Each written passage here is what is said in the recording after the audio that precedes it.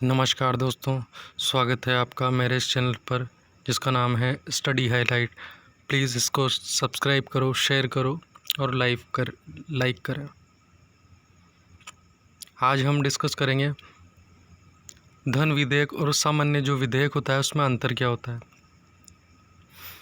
धन विधेयक और सामान्य विधेयक में जो अंतर है उनको मैंने इस स्लाइड में कुछ बिंदुओं में बांट रखा है, उसका हम एक एक का अध्ययन करेंगे। पहला जो धन विधेयक और सामान्य विधेयक है उसमें जो अंतर का जो बिंदु है वो है धन विधेयक सर्वप्रथम हमेशा जो पेश किया जाएगा वो पेश किया जाएगा लोकसभा में। पहला अंतर ये है, जबकि जो सामान्य विधेयक है वो संसद का जो कोई सा भी संसद के जो दो सदन होते हैं, राज्यसभा और लोकसभा, दोनों में से किसी में भी पेश किया जा सकता है, जबकि धन विधेयक संसद के लोकसभा में पेश किया जाएगा हमेशा। एक तो अंतर ही हो गया। दूसरा अंतर ये है, धन विधेयक को प्रस्तुत करने से पूर्व राष्ट्रपति की अनुमति लेने की आवश्यकता होती है। सामान्य विधेयक को पेश करने के लिए राष्ट्रपति की पहले अनुमति लेने की आवश्यकता नहीं होती है। तीसरा अंतर है, धन विधेयक और सामान्य विधेयक में धन विधेयक के संबंध में लोकसभा को एब्सोल्यूट पावर प्रदान किया गया है। एब्सोल्यूट पावर यानी आत्यंतिक अधिकार। इसका मतलब ये होता है, इस विधेयक में मतलब धन विधेयक के संबंध में लोकसभा को ज़्यादा अधिकार, लगभग पूरा अधिकार धन विधेयक के संबंध में होता है, जिसको अपन ऐसे भी देख सकते हैं। लोकसभा में जब धन विधेयक पेश किया जाता है तो लोकसभा में पास होने के बाद राज्यसभा के पास जब ये विधेयक जाता है, धन विधेयक, तो राज्यसभा इसको ज़्यादा से ज़्यादा 14 दिन तक रोक सकती है। इसमें वो केवल सुझाव दे सकती है राज्यसभा। सुझावों को मानने के लिए लोकसभा बाध्य नहीं है, वो कुछ सुझावों को रख सकती है।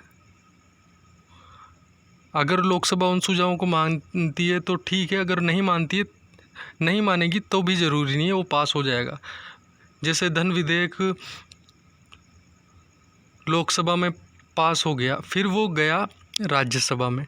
राज्यसभा में अगर धन विधेयक पास नहीं होता है और 14 दिन निकल जाते हैं तो भी धन विधेयक पास माना जाता है, जबकि जो सामान्य विधेयक है उसके संबंध में दोनों जो सदन है, राज्यसभा और लोकसभा, दोनों को समान अधिकार है। कोई भी जो सामान्य विधेयक है, मतलब सामान्य जो ऑर्डिनरी बिल है, विधेयक को इंग्लिश में बिल बोलते हैं, तो धन विधेयक का मतलब हो गया इंग्लिश में मनी बिल और सामान्य विधेयक का मतलब हो गया जनरल बिल या ऑर्डिनरी बिल। तो जो सामान्य विधेयक है वो दोनों में से किसी भी सदन में पेश किया जा सकता है और दोनों में से उसका पास होना जरूरी है। अब चौथा अंतर है, धन विधेयक के संबंध में संयुक्त अधिवेशन का प्रावधान नहीं है धन विधेयक के संबंध में, जबकि सामान्य विधेयक पर दोनों सदनों में अगर मतभेद होता है तो राष्ट्रपति संयुक्त अधिवेशन बुला सकता है।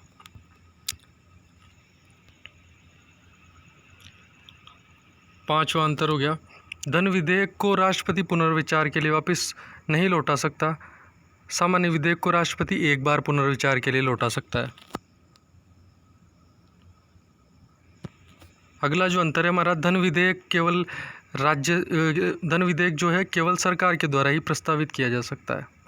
साधारण विधेयक जो है वो संसद के किसी भी सदन में किसी भी सदस्य के द्वारा प्रस्तुत किया जा सकता है।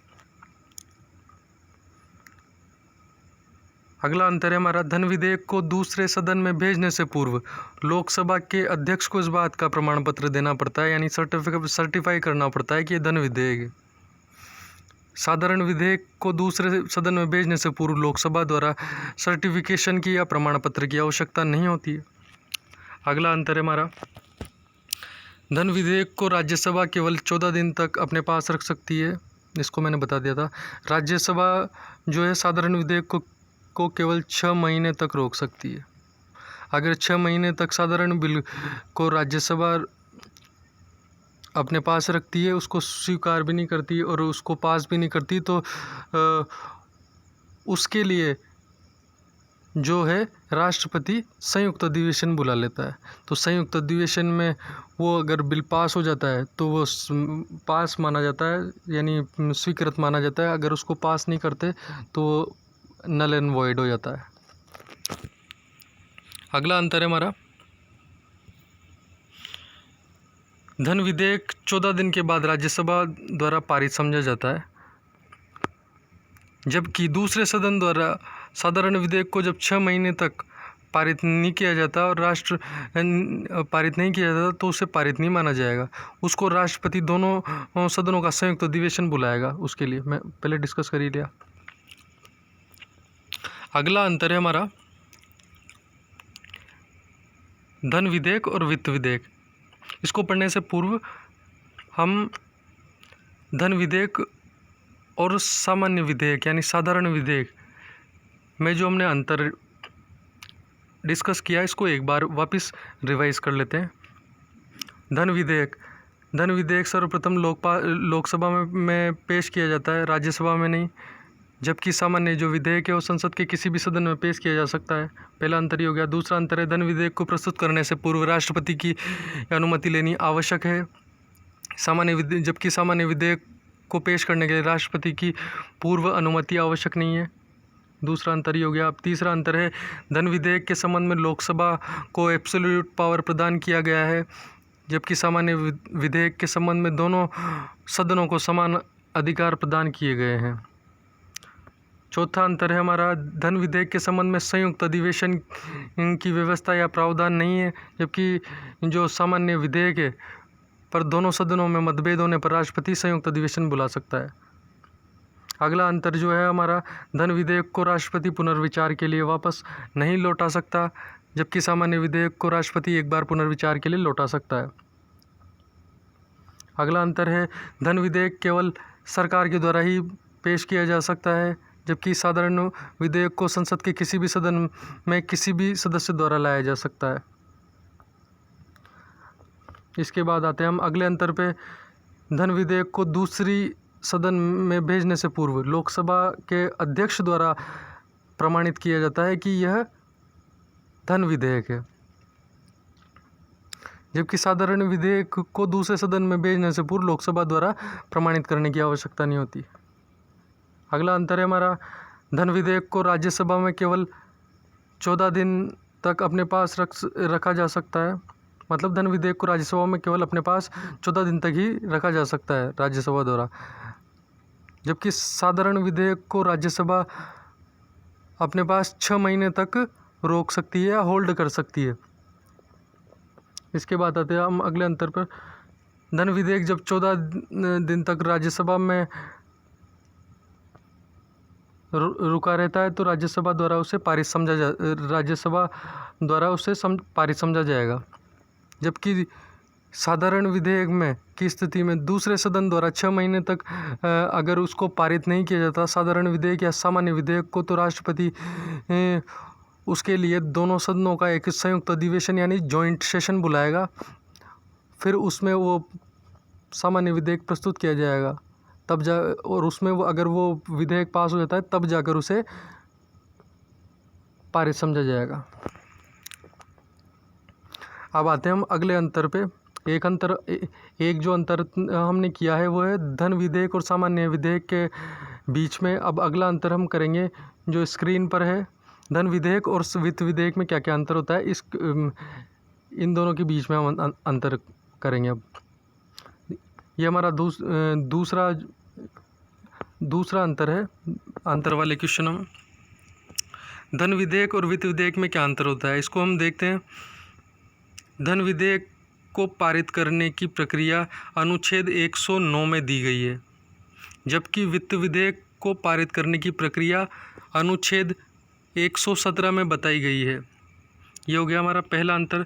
दूसरा अंतर है हमारा धन विधेयक में सिर्फ अनुच्छेद 110 में जो निर्दिष्ट विषय हैं वो आते हैं, जबकि वित्त विधेयक में अनुच्छेद 112 में निर्दिष्ट विषय और कुछ अन्य विषय आते हैं। तीसरा अंतर है हमारा धन विधेयक का विषय या क्षेत्र वित्त विधेयक की अपेक्षा सीमित है।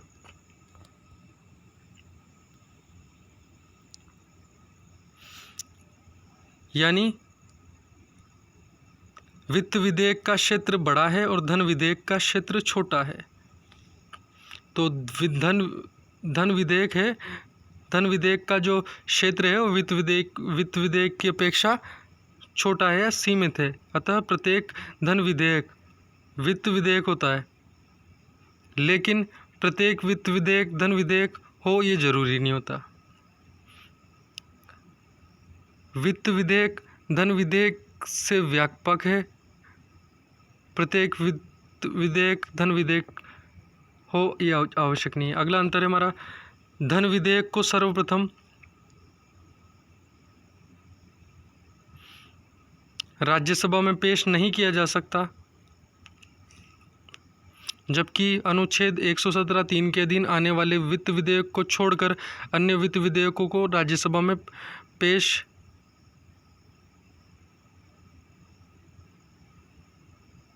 नहीं किया जा सकता है। अगला अंतर है हमारा धन विधेयक राज्यसभा द्वारा पारित नहीं किया जाता, वरन अनुशंसाओं के साथ या अनुशंसाओं के बिना लौटा दिया जाता है, जबकि वित्त विधेयक को दोनों सदनों में पारित होना आवश्यक है। अगला अंतर है हमारा धन विधेयक के संबंध में संयुक्त बैठक का प्रावधान नहीं है, मतलब जॉइंट सेशन का प्रोविज़न नहीं है धन विधेयक के संबंध में, जबकि वित्त विधेयक के संबंध में संयुक्त बैठक या संयुक्त अधिवेशन या जॉइंट सेशन का प्रावधान है। हाँ।